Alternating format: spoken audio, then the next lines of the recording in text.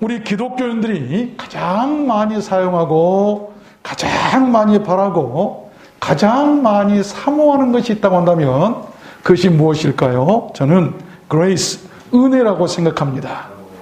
그 은혜라고 한 말은 히브리어로 헨이라 그러고 또한 헬라어로는 카리스라고 하는데 그 의미를 보면 이 힘 있는 강자가 힘없는 약자에게 사랑의 근거에서 좋은 마음으로 호의를 베풀거나 그들에게 기쁨이나 즐거움을 주고 특별한 혜택 같은 것을 가져다 줄 때 쓰는 말입니다.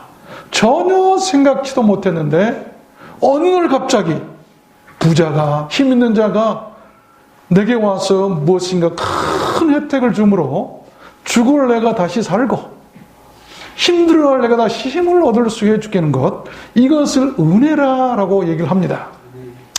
그러한 은혜를 헤아릴 수 없이 값없이 끝없이 영원한 무상으로 우리 인생들에게 베풀어 주신 분이 계신데 여러분 그분이 바로 우리 하나님이십니다. 그래서 성경은 God of Grace, 은혜의 하나님이라고, 하나님을 은혜의 하나님이라고 기록하고 있기도 합니다. 성경에서 그 은혜라는 말을 가장 즐겨 사용하고 가장 많이 사용한 사람이 있는데 그가 바로 오늘 본문을 기록한 바울 사도입니다. 오늘 말씀에서 그는 자신이 하나님께로부터 받은 그 은혜에 대해서 이렇게 고백합니다. 저 개인적으로는 이 말씀을 너무나 사모하고 좋아합니다. 내가 마치 그와 같은 사람이기 때문에 나는 사도 중에 지극히 작은 자라. 내가 하나님의 교회를 핍박하였으므로 사도라 칭함을 받기에 감당치도 못할 사람이다. 그러나 나의 나된 것은 하나님의 은혜로 된 것이니 내게 주신 그의 은혜가 헛되지 아니하여 내가 모든 사도보다 더 많이 수고했으나 내가 아니 오직 나와 함께 하신 하나님의 은혜로라. 내가 지극히 작은 자요. 성도 중에 작은 자 가운데서도 더 작은 자보다 더 작은 가장 낮은 자리까지 내려간 그 사람의 고백, 그런 신앙을 우리는 은혜 받은 사람이다라고 말할 수 있다는 것입니다. 그래서 저는 오늘 말씀을 받들어서 바울 사도가 받은 그 은혜를 중심으로 참되고 소중한 그 real grace, 진짜 은혜가 무엇인가를 여러분들께 증거해 드리려고 합니다. 은혜도요, 흉내내는 가짜 은혜가 있어요. 오늘 진짜 은혜가 무엇인가를 여러분 분명히 느끼고 깨닫게 되시길 바랍니다. 우리들 인생의 가장 참된 지식이고 가장 큰 행복이고 가장 큰 축복이고 힘이고 가치고 유익이고 최고의 희망이 있다면 여러분 그것이 뭔가 하면 바로 하나님의 은혜를 느낄 줄 알고 그 은혜를 알고 그 은혜에 감사하는 것입니다. 그 은혜가 우리들 인생을 체인지, 변화시키고 힐링, 치료하고 또한 리바이브, 다시 살게 할 것입니다. 여러분 모두 그렇게 되시기를 주님의 이름으로 축원합니다. 그럼 우리가 그렇게 느끼고 알아야 할 그 하나님의 진짜 은혜가, 그 리얼 그레이스가 뭘까? 첫 번째는 포악한 자가 이 천국 백성이 된 것입니다. 천국 백성, heavenly people이 되는데, 내가 갈라디아서 1장 13절에 보면 이 바울은 자기가 받은 은혜에 대해서 이렇게 고백합니다. 내가 이전에 유대교회에 있을 때에 행한 일을 너희가 들어서 알고 있지 않느냐? 하나님의 교회를 내가 심히 핍박하고 잔해했던 사람이다. 그러나 내 어머니의 태로부터 나를 택정하시고 은혜로 나를 부르시니가. 전에는요, 포악한 사람이었어요. 그랬는데 그런 나를 하나님께서 내 어머니 뱃속에서부터 나를 아시고 택하셔서 부르셨는데 그 부르심을 은혜다라고 말씀하고 있습니다. 그랬습니다. 바울 사도는 지난날 하나님의 교회를 심히 핍박했고 잔해했던 사람, 잔해했다는 것은 사람이나 물건을 해치고 손해를 끼친다는 말이죠. 교회에도 많은 손해를 끼치고 다른 사람에게도 많은 손해를 끼친 사람들이 있어요. 그의 행적을 보더라도 그는 천국 백성 될 자격도 없고 교회 지도자가 될 자격은 더더욱 없는 사람이었어요. 오히려 배척의 대상이었고 혐오의 대상이었습니다. 그러나 그런 자격 없는 사람이었는데도 하나님께서 그를 어머니 태중에서부터 아시고 천국 백성으로 택정하시고 불러주셨음을 그는 하나님의 은혜라고 지금 고백하고 있는 것입니다. 디모데후서 1장 9절에도 그는 이렇게 고백하죠. 하나님이 우리를 구원하사 거룩하신 부르심으로 부르심은 우리의 행위대로 하심이 아니고 오직 자기 뜻과 영원한 때 전부터 그리스도 예수 안에서 우리에게 주신 은혜대로 하심이라. 우리의 행위대로 하는 것이 아니에요. 은혜대로 하심인데 여러분, 우리가 행한 대로 한다면 하나님 앞에 설 자가 누가 있겠어요? 우리가 지금 이 시간 하나님 앞에서 심판받는다고 한다면 천국 갈 사람, 하나님의 천국 백성이라고 할 사람 하나도 없고 저 자신부터가 자신 없어요. 여러분, 우리가 행한 대로 주님께서 우리 앞에 지금 오셔서 갚으신다면 여기에서 살아남을 사람이 누가 있을까요? 그런데도 그런 사람을 자녀로 선택해 주시고 천국 백성으로 불러주시고 오늘 이 시간도 이렇게 나와서 예배할 수 있고 우리가 하나님의 길을 갈 수 있게 하신 것, 이 얼마나 큰 은혜입니까? 그 은혜 우리가 아멘으로 한번 오늘 감사했으면 좋겠습니다. 두 번째입니다. 진짜 은혜란 무엇일까? 두 번째는 부패한 자가 거룩한 자가 된 것입니다. 이 홀리맨이 됐다는 말인데 로마서 3장 23절에서 바울 사도는 또 이렇게 고백하죠. 모든 사람이 죄를 범하였음에 하나님의 영광에 이르지 못했다. 그리스도 예수 안에 있는 구속으로 말미암아 그러나 하나님의 은혜로 값없이 의롭다 하심을 얻은 자가 되었다라고 고백합니다. 그렇죠. 은혜. 죄로 말미암아 어느 것 하나 성치 못하고 전적으로 무능하고 전적으로 타락하고 전적으로 부패한 인간들. 그래서 우리 장로교 칼빈주의 5대 교리, 우리 장로교의 5대 교리가 뼈대같이 있는데 그 중에 하나가 이 전적 타락입니다. 이 depravity, total depravity, 전적으로 어느 하나 승한 곳이 없이 완전히 다 부패했다, 썩어버렸다라고 하는 것이죠.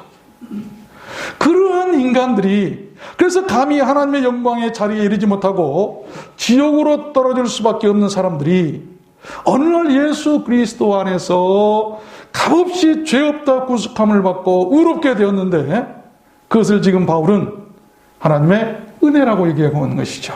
하나님의 은혜를 잘 알아야 돼요. 예화를 한번 들어보겠습니다.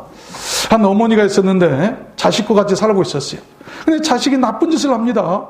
그때마다 나쁜 짓을 할 때마다 어머니가 자기 집 앞에 있는 그 큰 기둥에다가 그 집 기둥에다가 못을 하나씩 막 박기 시작했어요. 큰 잘못을 할 때는 대못을 박았고 마치 자기 가슴에 못을 박듯이 못을 박았습니다.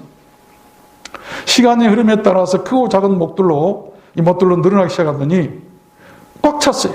그래서 어느 날 밤늦게 술에 취해 들어오는 아들을 기다리던 어머니가 아들을 그 기둥 앞으로 데리고 갑니다. 아들아, 이 못을 보아라. 네가 잘못을 하고 나쁜 짓을 할 때마다 내 가슴에 못을 박듯이 내가 하나씩 못을 박았단다. 그런데 이 일을 어쩌면 좋으냐? 이제는 더 이상 꽉 차서 못을 박을 자리가 없구나. 그것을 본 아들은 그날 밤 무릎을 꿇고 나무 기둥을 끌어안고 엉엉 울면서 잘못을 뉘우쳤어요. 그리고 이제 그 아들은 차츰차츰 더 이렇게 변화가 되고 좋은 일을 하기 시작했는데 그 아들이 좋은 일을 할 때마다 어머니는 이제 박았던 못을 하나씩 빼기 시작했어요. 시간이 흘러서 보니까 아들이 너무나 좋은 일을 많이 해서 그 못이 다 빠졌어요. 어머니가 너무 기뻐서 다시 아들을 데리고 이렇게 기둥 앞으로 갑니다. 아들아, 네가 선한 일을 많이 해서 이제 못이 다 빠졌구나. 너무 기뻐하고 즐거웠는데 아들이 눈물 쭉쭉 흘리면서 어머니에게 이런 말을 합니다. 어머니, 못은 다 빠졌지만 못을 박았던 그 자리 흔적이 남아있네요. 저것은 어떻게 합니까?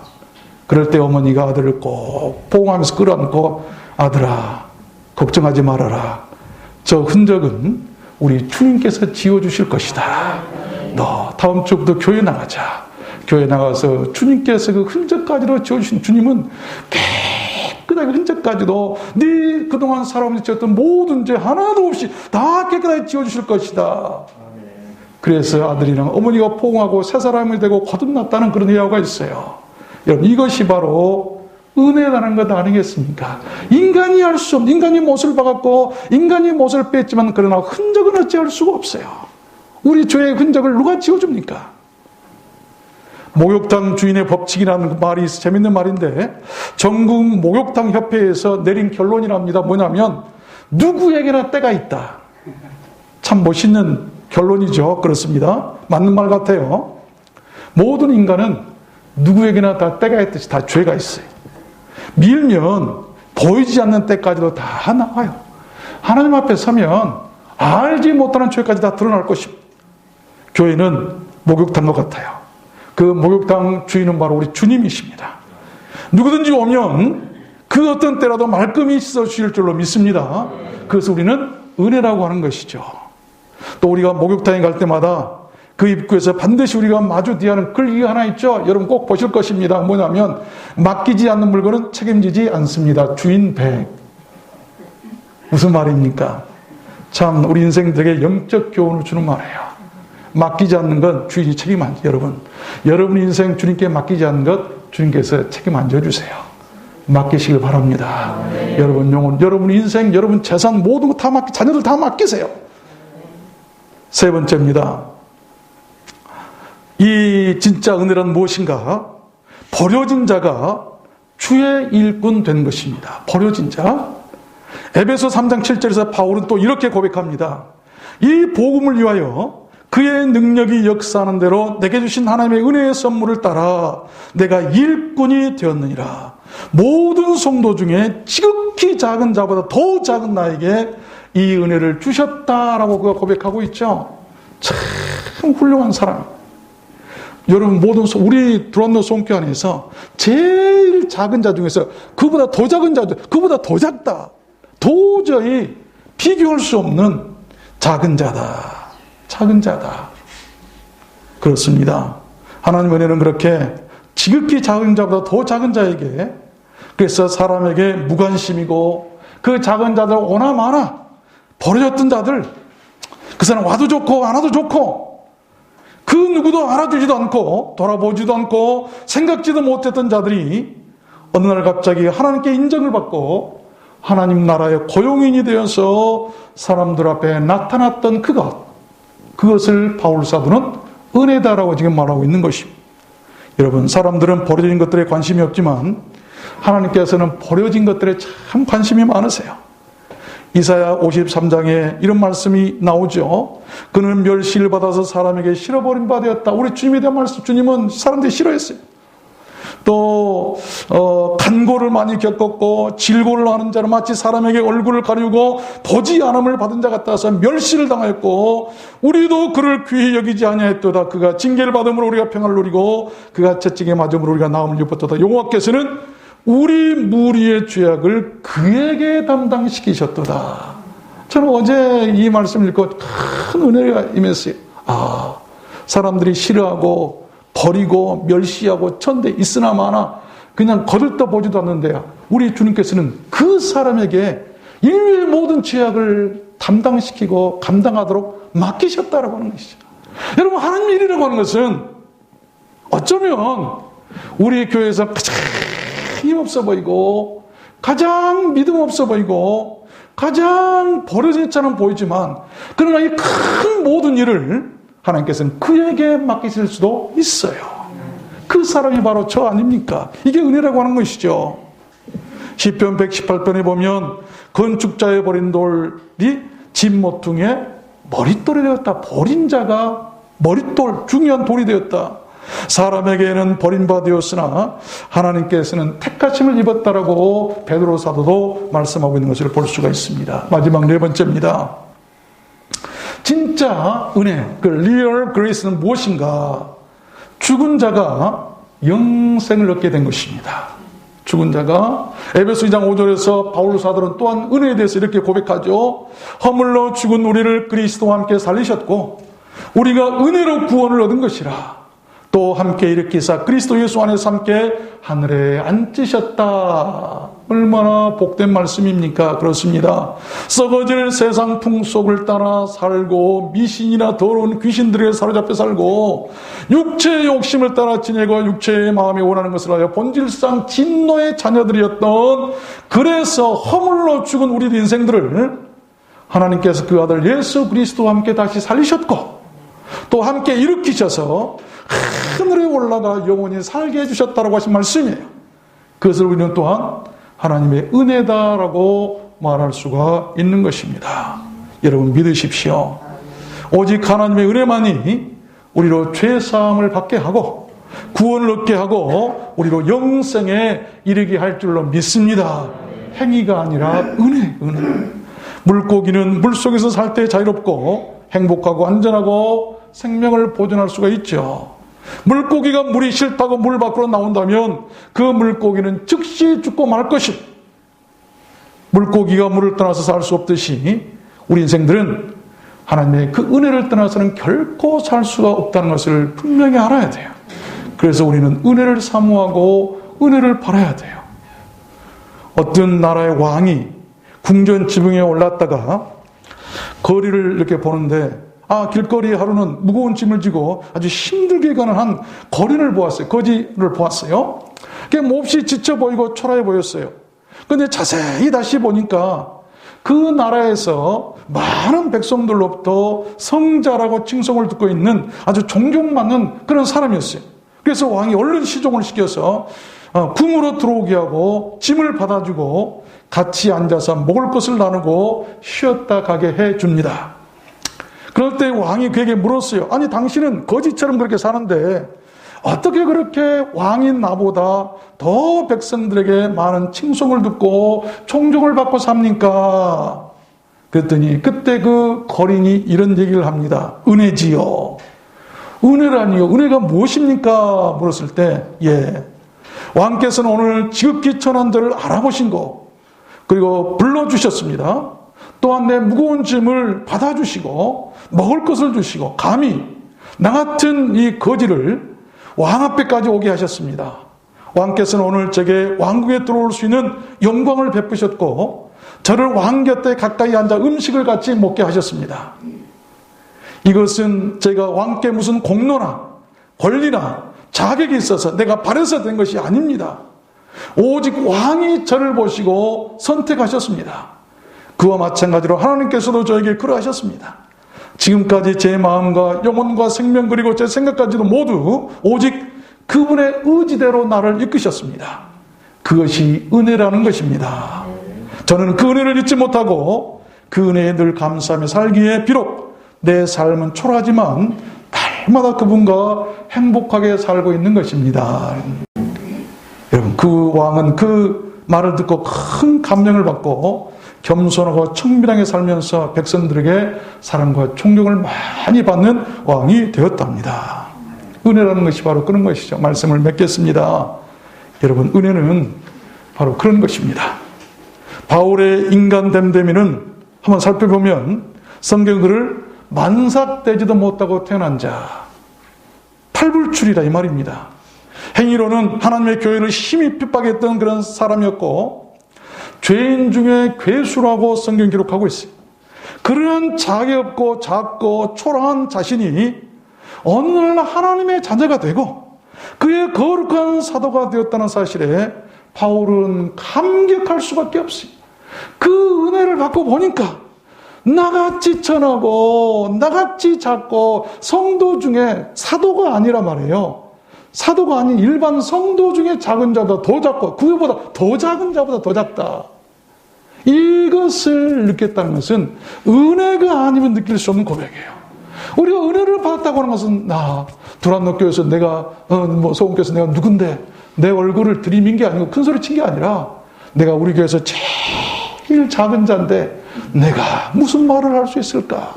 그냥 고개 숙이고 이렇게 겸손하게 섬기는 그 모습이 은혜 받는 모습이라는 것이죠. 그럴 때 교회가 천국되지 않겠습니까?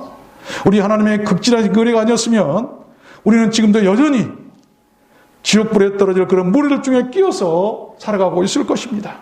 지금도 여전히 죄짓고 시기하고 질투하고 냄새나고 부패한 사람들 가운데서 살아가고 있을 것입니다. 깨닫지도 못하고 지금도 여전히 허물로 죽은 자들 그런 가운데 있을 것이고 영원히 죽을 수밖에 없는 사람들 가운데서 더러운 사람으로 버려진 채로 살아가고 있을 것입니다.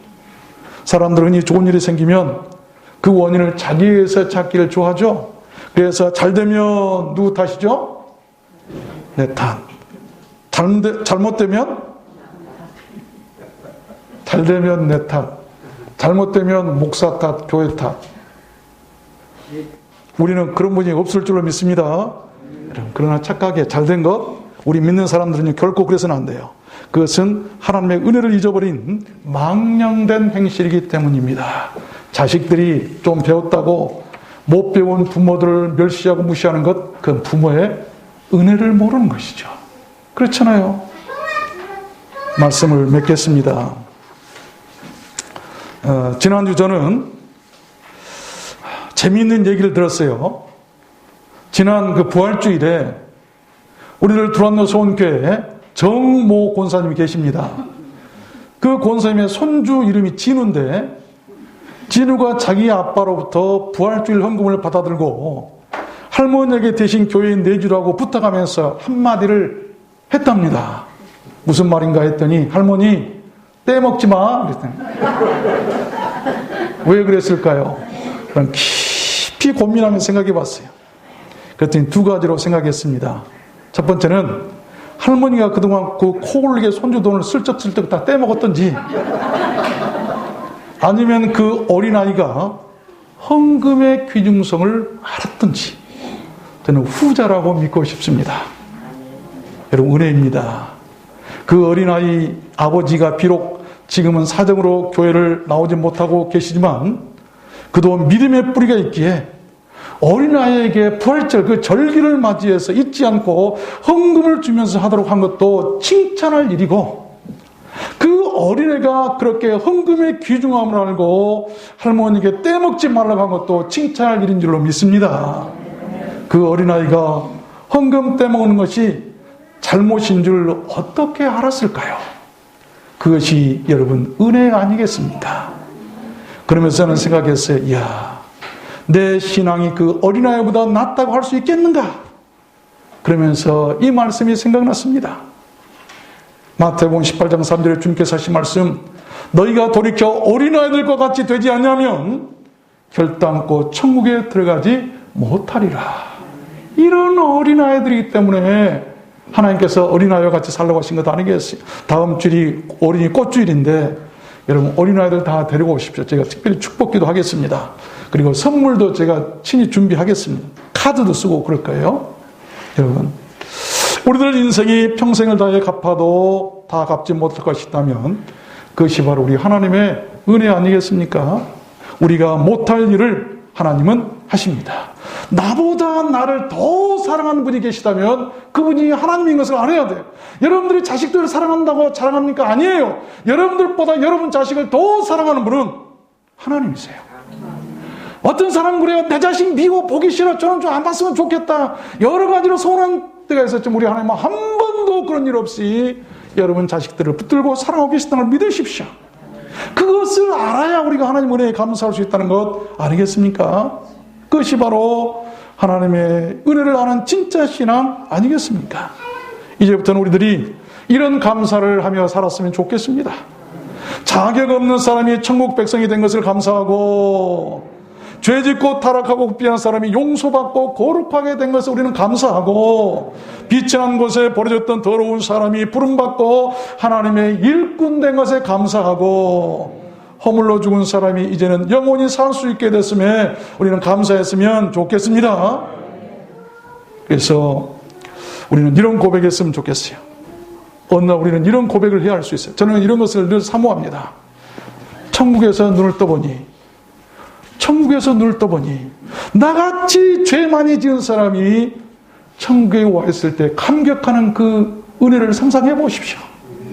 나는 내가 죄가 너무 많아서 도저히 천국 갈 줄 몰랐는데 내가 죽어서 천국에 갔더니 내가 천국에 와 있더라.